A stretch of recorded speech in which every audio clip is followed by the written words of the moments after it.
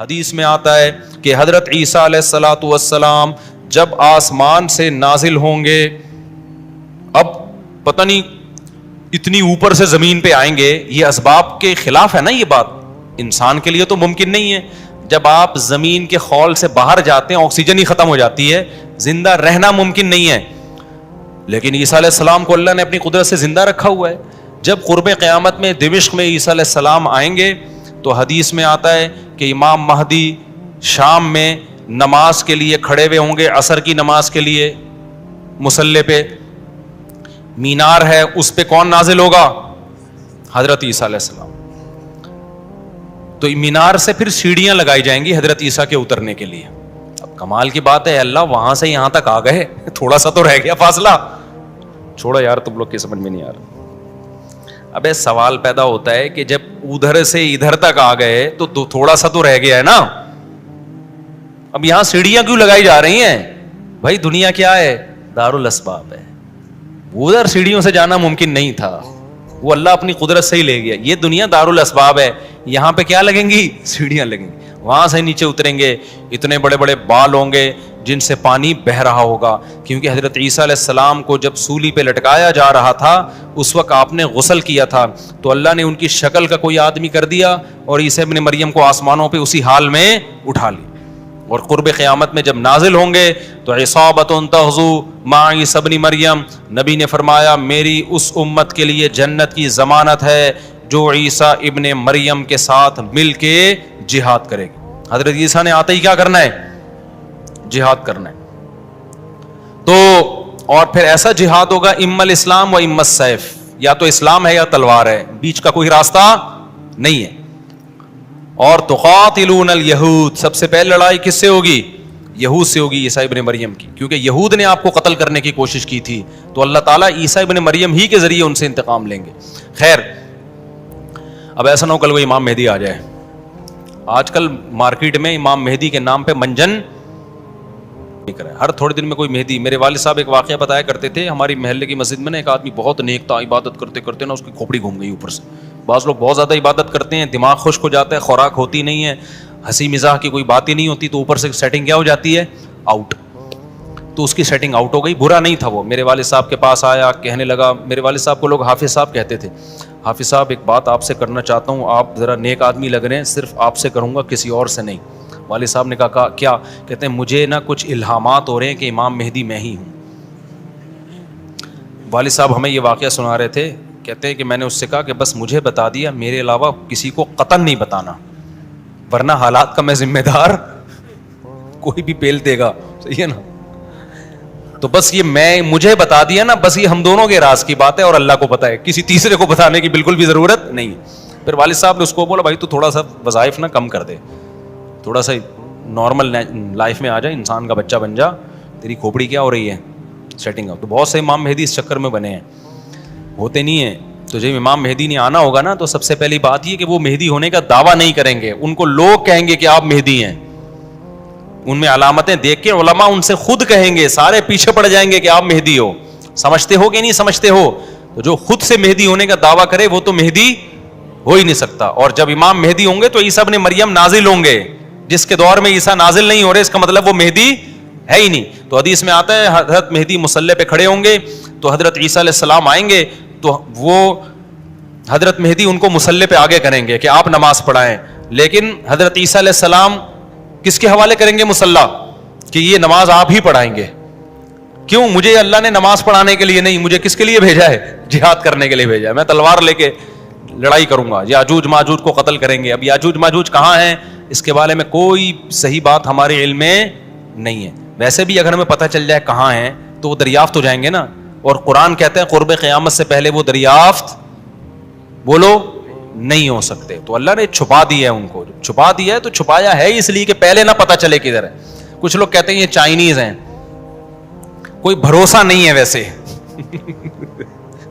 لگتا ہے کہ شاید ہوں، کیونکہ وہ جو ذوالقرنین نے دیوار بنائی تھی نا سیسا پلائی ہوئی اور پہاڑوں کے پیچھے دھکیل دیا تھا اور پھر بڑی تعداد ہو گئی ان کی، حدیث سے پتہ چلتا ہے. شاید وہ، لیکن بہرحال کوئی یقینی بات نہیں ہے. تو یاجوج ماجوج ایک بڑی طاقتور قوم ہوگی جس کو حضرت ذوالقرنین نے سورہ کہف میں اس کا بھی تذکرہ ہے، پہاڑوں کو بند کر کے ان کو دھکیل دیا, کہیں چھپا دیا ان کو, تو قرب قیامت میں وہ نکلیں گے اور پھر دنیا میں تباہی مچائیں گے, اور پھر ان کو کون قتل کرے گا؟ حضرت عیسیٰ علیہ السلام. تو وہ ابھی نہیں نکلیں گے, جب نکلیں گے تو ان کا ابھی دریافت بھی نہیں ہو سکتے وہ. باقی وہ کچھ کہتے ہیں مریخ میں ہیں, کچھ کہتے ہیں کہاں ہیں, ہمیں نہیں پتہ کہاں ہیں. بہرحال بظاہر تو لگتا ہے زمین میں ہی ہے, کیونکہ ذوالقرنین جو گئے تھے مشرق اور مغرب شمال جنوب کا انہوں نے سفر کیا, اسی زمین میں کیا تھا سفر. تو واللہ اعلم. ہمیں بس اجمالی طور پر ان چیزوں پہ ایمان لانا ضروری ہے, ان کی ڈیٹیل ہمیں بتائی نہیں گئی ہے تو ہمیں ڈیٹیل میں جانے کی اجازت نہیں ہے. باقی قیاس آرائیاں ہوتی ہیں, صحیح بھی ہو سکتی ہیں, غلط بھی ہو سکتی ہیں. اچھا, تو میں یہ عرض کر رہا تھا کہ 309 سال وہ سوئے ہیں. وَنُقَلِّبُهُمْ ذَاتَ الْيَمِينِ وَذَاتَ الشِّمَالِ, اللہ کہتے ہیں ہم ان کو پلٹتے تھے, اب ادھر کو کروٹ لے کے سوچو, اب ادھر. وَكَذَلِكَ بَعَثْنَاهُمْ, 309 سال کے بعد ان کو اللہ نے جگایا. پوری حکومت بدل گئی, پوری حکومت کا تختہ پلٹ گیا. اب جب 309 سال کے بعد اٹھے ہیں تو پیٹ کمر سے چپکا ہوا ہے, ٹھیک ہے نا, بھوک لگ رہی ہے ٹائٹ والی. تو کیا کہتے ہیں, کم لبستم, پہلے آپس میں کہنے لگے ہم کتنا سوئے ہیں, ہم کتنا سوئے. ایک نے کہا لبثنا یومن او بعض یوم, یا تو پورا دن سوئے ہیں, کیونکہ سورج جب ہم سوئے تھے تو یہاں تھا, اب یہاں ہیں, لیکن جب یہاں ہیں تو اس کا مطلب پورا دن تو نہیں سوئے ہم, پورا چکر تو ہو جانا چاہیے تھا نا. مثال کے طور پر وہ سوئے تھے مغرب کے وقت اور آنکھ کھل رہی ہے اشراق کے وقت. اب کنفیوز ہو رہے ہیں نا کہ یار اگر ہم تھوڑا سوئے ہیں تو یہ تو ہمیں لگ رہا ہے بہت زیادہ سوئے ہیں, 24 گھنٹے سے زیادہ تو سو نہیں سکتا کوئی. تو کہنے لگے یا تو ہم پورا ایک دن سوئے ہیں یا شاید اس سے کم سوئے ہیں.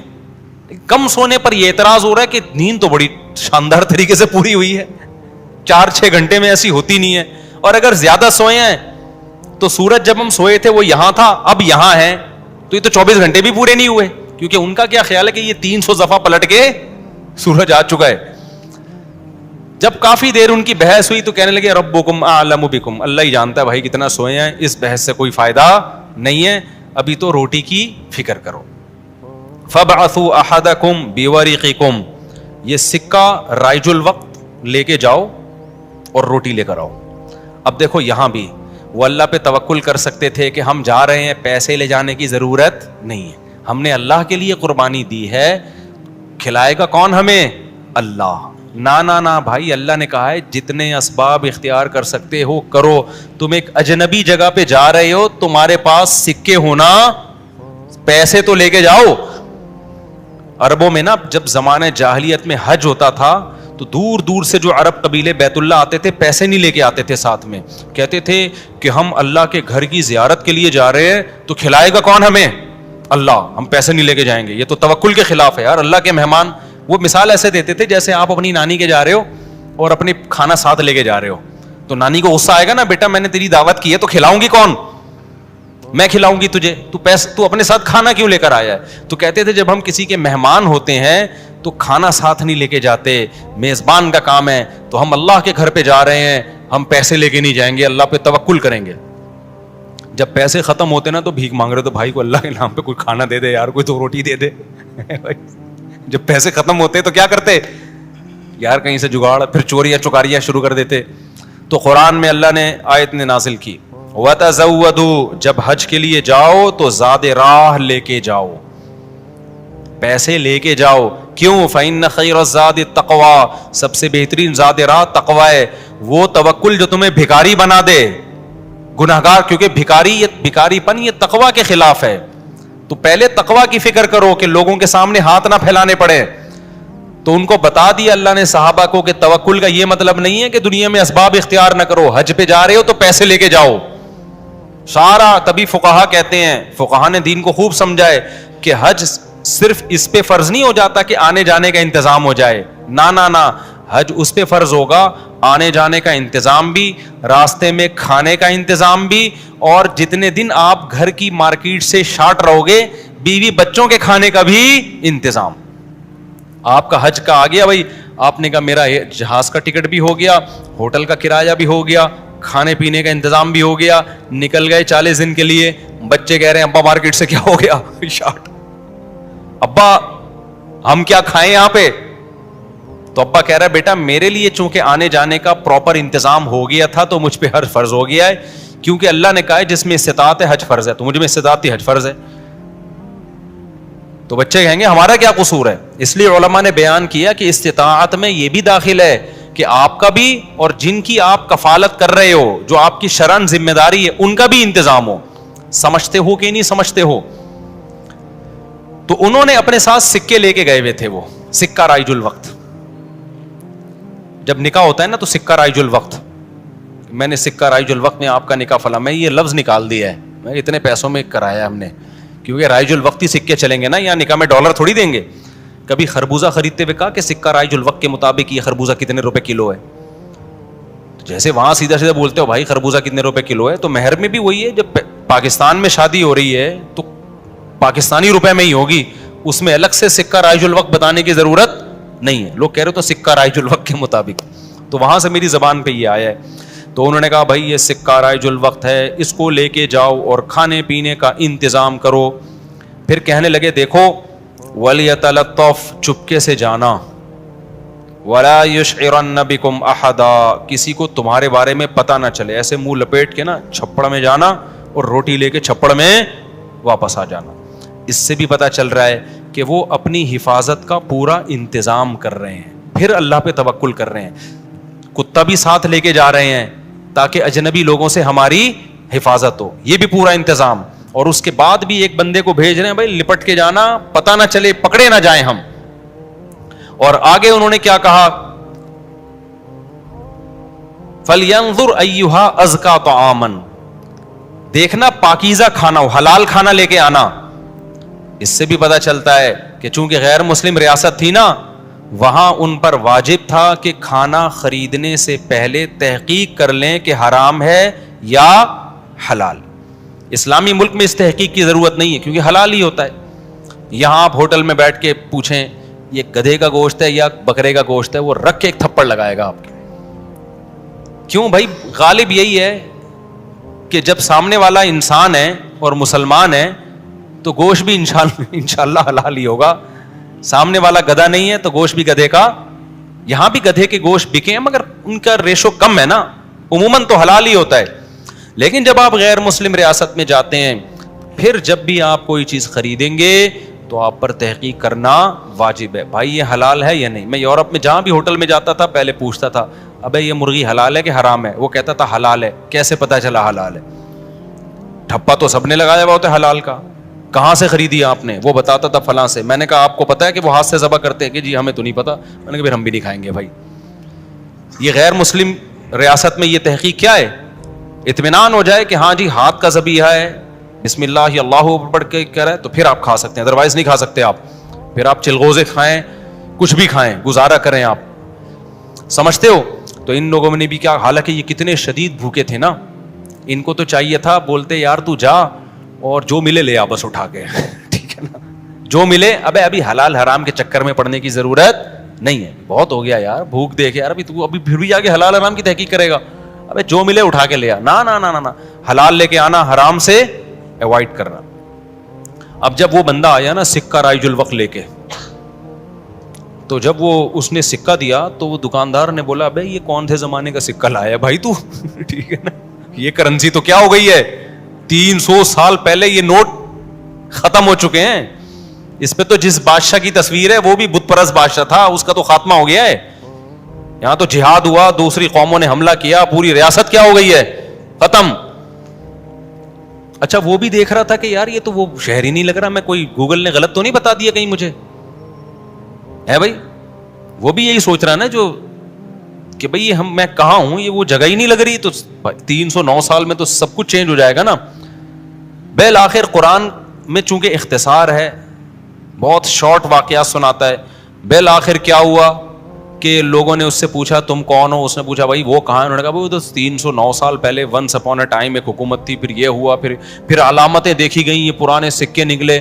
تو لوگوں کو, اچھا ان لوگوں کی ہسٹری بھی لوگوں کو پتا تھی کہ پرانے وقتوں میں چند نوجوانوں نے اللہ کے لیے قربانی دی تھی اور اپنے علاقے سے ہجرت کر کے چلے گئے تھے, ان کے نام یہ تھے, ان کی علامتیں یہ تھیں. تو اس سے بھی لوگوں کو نا ہسٹری سے پتا چل گیا بھائی یہ کون لوگ ہیں, یہ وہی لوگ ہیں. تو پھر بہرحال جب ہو گیا تو ان کی تو بڑی واہ واہ ہو گئی, یار یہ تو بڑے کرامتی بزرگ ہیں, یہ تو 300 سال سے کہاں سو رہے تھے, غار میں سو رہے تھے, سب نے ان کو بلایا, بھائی ان کا تو بڑا اکرام ہوا. میں اب آگے میں اپنے اسٹائل میں بیان کر رہا ہوں, قرآن میں نہیں لکھا ہوا, جو ہوتا ہے ایسے موقع پہ, بھائی دم کر دیں, ہمارے وہ گنجے کے بال نہیں آ رہے, حضرت اس کے سر پہ دم کر دیں, اس کی شادی نہیں ہو رہی, اس کے لیے دعا کر دیں, اور یہ بچہ مفتی مولوی صاحب میرا بچہ انسان کا بچہ بن جائے. ہم نے جب پیدا کیا تھا اس وقت انسان تھا, لیکن اب جو رپورٹ ہے اس کے مطابق یہی جو شکایتیں آ رہی ہوتی ہیں, کوئی پھونک لگا دیں, کوئی تبلیغ میں نکال دیں, کوئی نصیحت کر دیں, جو بھی ان کا اتنی عزت ہو گئی, اتنی عزت ہو گئی, پھر انہوں نے وہ سب آ گئے, اور ان کی بڑی جو اللہ نے نا ان کی دعا ایسے قبول کی کہ بجائے ہجرت کرنے کے انہی کے وطن کو ان کے لیے سوٹیبل بنا دی, اور بالآخر ایک وقت کے بعد ان کی طبعی موت ہوئی. تو اب لوگوں میں جھگڑا ہو گیا, بھائی ان کی موت واقع ہو گئی ہے, تو یہ چونکہ ایک بڑا تاریخی واقعہ ہوا ہے, تاریخی واقعہ ہوا ہے نا, اس واقعے کو محفوظ رکھنا. ہسٹری تو ہر ایک چاہتا ہے نا محفوظ ہو, اور وہ ہسٹری جس میں کوئی سبق ہو. تو کسی نے کہا ہم قبہ بنائیں گے, کسی نے کہا ہم کیا بنائیں گے, لیکن جو غالب لوگ تھے, جن کو اللہ نے غلبہ دیا تھا, انہوں نے کہا لنتخذن علیہم مسجدا, ہم ان کے غار, کہا جاتا ہے کہ اسی غار میں ان کو دفن کیا گیا, جس غار میں انہوں نے زندگی گزاری نا, ہم ان کے غار کے قریب ایک مسجد بنائیں گے, تاکہ اس مسجد میں نماز بھی ہو, عبادت بھی ہو, عقیدہ توحید بھی زندہ رہے, کیونکہ انہوں نے قربانی توحید کے لیے دی تھی, اور مسجد توحید کا سب سے بڑا ذریعہ ہے. مسجد بتاتی ہے کہ صرف اللہ کو پکارا جائے گا, تو انہوں نے پھر وہاں مسجد بنا دی. تو اب بعض لوگ اس سے کہتے ہیں, اس سے پتہ چلتا ہے مزاروں پہ مسجدیں بنانا جائز ہیں. نا نا نا نا, اس وقت ان کی قبر کے قریب مسجد بنائی گئی تھی توحید کو زندہ کرنے کے لیے. اب قبروں پہ مسجد بنانے سے توحید کا بیڑا غرق ہوتا ہے, اب شرک اور بت پرستی پھیلتی ہے اس سے. اس لیے علماء کہتے ہیں اب قبرستانوں میں مسجدیں نہیں بنائی جائیں گی. ان کی نیت کچھ اور تھی, آج کچھ اور ہونے لگتا ہے, آج قبروں کو سردہ ہونے لگتا ہے وہاں پہ, اس لیے آج بنا کیا جائے گا اس عمل سے. سمجھتے ہو کہ نہیں سمجھتے؟ تو اس واقعے میں ہمیں کیا سبق ملتا ہے؟ اس واقعے سے ہمیں سبق ملتا ہے کہ جو اللہ کے لیے قربانی دیتا ہے اللہ اس سے غافل نہیں ہوتا, اللہ غیب سے اس کی مدد کرتا ہے.